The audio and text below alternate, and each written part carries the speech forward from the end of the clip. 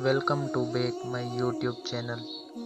دوستو، آپ دیکھ رہے ہیں آپ کا اپنا YouTube channel Malik Kashif official. دوستو، ہمیشہ کی طرح آج آپ کے لیے ایک بہترین موضوع پر بات کرنے والا ہوں۔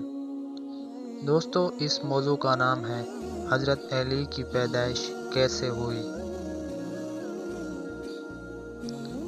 جس وقت نبی صلی اللہ علیہ وآلہ وسلم کی عمر مبارک 28 برس ہوئی، اسی سال مکہ مکرمہ میں ایک ایسا واقعہ رونما ہوتا ہے جو عرب کی تاریخ کا ایک غیر معمولی واقعہ مانا جاتا ہے، یعنی حضرت علی کی کعبہ شریف میں ولادت باسعادت، جسے مورخین اپنی کتابوں میں متواتر طور پر ذکر کرتے ہیں۔